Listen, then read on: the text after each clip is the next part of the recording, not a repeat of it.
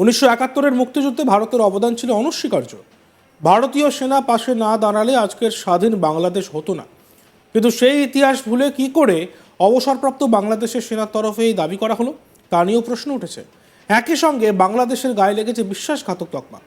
শনিবারের মিছিলের পরেও সভা করা হয়। সেই সভা থেকে ভারতের প্রধানমন্ত্রী নরেন্দ্র মোদী, কেন্দ্রীয় স্বরাষ্ট্রমন্ত্রী অমিত শাহকে হুমকি দেওয়া হয়েছে। সেখানে এক অবসরপ্রাপ্ত সেনা আধিকারিককে বলতে শোনা গিয়েছে, মোদিজি, অমিতজি, রাজনাথ সিংজিকে আমি একটা কথা বলতে চাই, আপনারা যে 72-এর বাংলাদেশ সেনাকে চিনতেন সেই সেনা এখন কিন্তু আর নেই। এখন বাংলাদেশের সেনা অনেকটা যুগোপযোগী।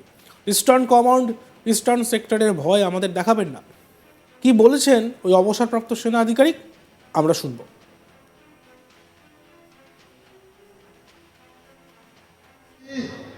অমিতজি এবং রাজনাথ সিংজি, আপনারা বাংলাদেশ সেনাবাহিনী যেটা দেখেছেন 72 সালের সেই সেনাবাহিনী এখন আর নাই।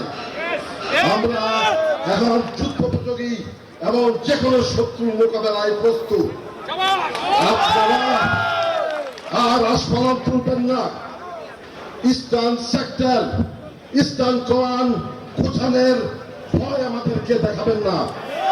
শুধু আমরা সশস্ত্র বাহিনী নই, 17 কোটি জনতা আছে আমাদের সাথে, আপনাদেরকে সীমান্তেই রুখে দিতে।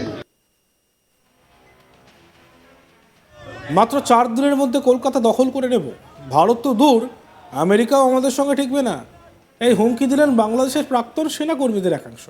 সম্প্রতি বাংলাদেশে ভারত বিরোধী মিছিল থেকে এই দাবি উঠেছে।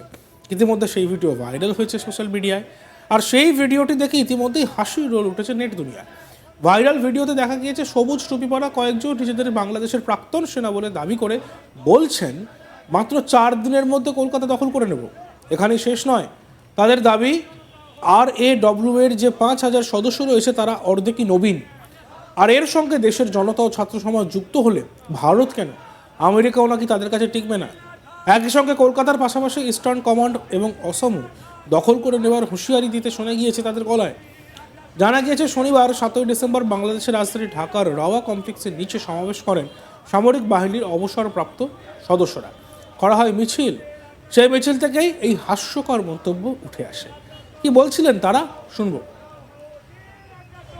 ভারত তো দূরের কথা, আমেরিকা আমাদের সাথে টিকবে না ইনশাআল্লাহ। আমরা বলতেছি 4 দিনের মধ্যে আমরা কলকাতা দখল করে নেব ইনশাআল্লাহ। আমরা দখল করে নেব আসাম দখল। সামরিক বাহিনী, ছাত্র জনতা আমরা একত্রে আছি। আমরা রাওয়ার 5000 সদস্য, এই 5000 সদস্যের মধ্যে অর্ধেকই নবীন। 2500 আমরা যুদ্ধের মাঠে যেতে পারি। আর এর সাথে যদি 30 লাখ ছাত্র জনতা যোগ হয় তাহলে ভারত তো দূরের কথা, আমেরিকা আমাদের সাথে টিকবে না ইনশাআল্লাহ। আমি মেজর শরীফ, আমি বলে দিচ্ছি ভারতকে যে ট্রেনিং আমরা নিয়েছি, যে যুদ্ধ আমরা করেছি, আমরা শুধু 2 লক্ষ সৈনিক না, আমাদের সাথে 18 কোটি জনগণ আছে। আমাদের ট্রেনিং, আমাদের দক্ষতা ভারতের চেয়ে অনেক বেশি। আমরা যদি একবার সাহস করে আমার দেশকে যুদ্ধ করবে, আমরা বলে দিচ্ছি 4 দিনের মধ্যে আমরা কলকাতা দখল করে নেব ইনশাআল্লাহ। আমরা দখল করে নেব, আসাম দখল করে নেব। প্রসঙ্গত এই প্রথম নয়, এর আগেও কিন্তু দেশের প্রধানমন্ত্রী নরেন্দ্র মোদী এবং রাজ্যের মুখ্যমন্ত্রী মমতা বন্দ্যোপাধ্যায়কে হুমকি দিতে দেখা গিয়েছিল। এক মৌলবী তিনি হুমকি দিয়েছিলেন। পশ্চিমবঙ্গের মুখ্যমন্ত্রী মমতা ব্যানার্জি ভারতের প্রধানমন্ত্রীকে তিনি সাবধান করেছিলেন যে বাংলাদেশের দিকে হাত বাড়ালে 14 কোটি মুসলমান ওই কালো হাতকে ভেঙে দেবে। বাংলাদেশের পরীক্ষিত শত্রু হচ্ছে হিন্দুস্তান। কি বিস্ফোরক মন্তব্য করেছেন সেই মৌলবী। তিনি প্রকাশ্যে হুমকি দিয়ে মমতা ব্যানার্জি আর ভারতের প্রধানমন্ত্রী নরেন্দ্র মোদীকে বলছেন যে বাংলাদেশের দিকে হাত বাড়ালে কালো হাতকে ভেঙে দেবে। কতটা ভয়ঙ্কর মন্তব্য একবার ভাবুন। লজ্জাও করে না। যাদের দয়ায় খেয়ে পড়ে বেঁচে আছে সেই ভারতের বিরুদ্ধে কিনা জেহাদিমূলক উস্কানি ছড়াচ্ছে। কি বলেছিলেন সে মাওলানা শুনবো। পশ্চিম বাংলার মুখ্যমন্ত্রী মমতা ব্যানার্জি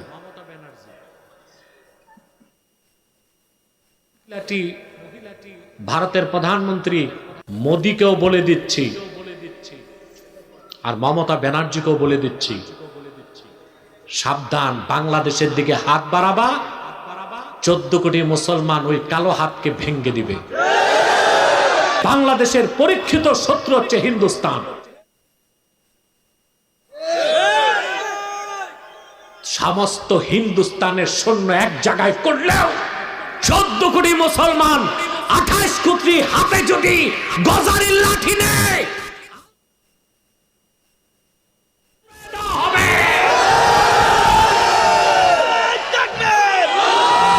মোদীকে বলেছে বাংলাদেশে শান্তি রক্ষী বাহিনী পাঠাতে। দেখলেন কি হুমকি, কি কথা তিনি বললেন। শুধু এখানে শেষ নয়, আমরা যে কথাটা বলছিলাম যে সেনাকর্মীরা, প্রাক্তন সেনাকর্মীরা, অবসরপ্রাপ্ত সেনাকর্মীরা, তারা বলছেন মাত্র 4 দিনের মধ্যে কলকাতা দখল করে নেবেন। ভারত তো দূর, আমেরিকাও নাকি তাদের সঙ্গে টিকতে পারবেন না। মানে কতটা হাস্যকর এই মন্তব্য। যে ভারত সেই বাংলাদেশের জন্ম দিতে সাহায্য করলো, সেই বাংলাদেশের অবসরপ্রাপ্ত সেনাকর্মীরা বলছে যে তারা ভারতকে দখল করে নেবে, কলকাতা দখল করে নেবে, তারা ইস্টার্ন কমান্ড দখল করে নেবে। তারা কি কি বলেছেন, মানে সেনাকর্মীদের কি কি হাস্যকর মন্তব্য উঠে এসছে, আমরা আরও একবার শুনবো। ভারত তো দূরের কথা, আমেরিকা আমাদের সাথে টিকবে না ইনশাআল্লাহ। আমরা বলে দিচ্ছি 4 দিনের মধ্যে আমরা কলকাতা দখল করে নেব। ইনশাআল্লাহ আমরা দখল করে নেব। আসাম দখল করে সামরিক বাহিনী, ছাত্র জনতা, আমরা একত্রে আছি। আমরা রাওয়ার 5000 সদস্য, এই 5000 সদস্যের মধ্যে অর্ধেকই নবীন, 2500 আমরা যুদ্ধের মাঠে যেতে পারি। আর এর সাথে যদি 30 লাখ ছাত্র জনতা যোগ হয়, তাহলে ভারত তো দূরের কথা, আমেরিকা আমাদের সাথে টিকবে না ইনশাআল্লাহ। আমি মেজর শরীফ, আমি বলে দিচ্ছি ভারতকে যে ট্রেনিং আমরা নিয়েছি, যে যুদ্ধ আমরা করেছি, আমরা শুধু 2 লক্ষ সৈনিক না, আমাদের সাথে 18 কোটি জনগণ আছে। আমাদের ট্রেনিং, আমাদের দক্ষতা ভারতের চেয়ে অনেক বেশি। আমরা যদি একবার সাহস করে আমার দেশকে যুদ্ধ করবে, আমরা বলে দিচ্ছি 4 দিনের মধ্যে আমরা কলকাতা দখল করে নেব। ইনশাআল্লাহ আমরা দখল করে নেব, আসাম দখল করে নেব। মোদীজি, অমিতজি এবং রাজনাথ সিংজি, আপনারা বাংলাদেশ সেনাবাহিনী যেটা দেখেছেন 72 সালের, সেই সেনাবাহিনী এখন আর নাই। আমরা এখন যুদ্ধোপযোগী এবং যে কোনো শত্রুর মোকাবেলায় প্রস্তুত। আপনারা আর আস্ফালন তুলবেন না। ইস্টার্ন সেক্টর, ইস্টার্ন কমান্ড কোথানের ভয় আমাদেরকে দেখাবেন না। শুধু আমরা সশস্ত্র বাহিনী নই, 17 কোটি জনতা আছে আমাদের সাথে, আপনাদেরকে সীমান্তেই রুখে দিতে।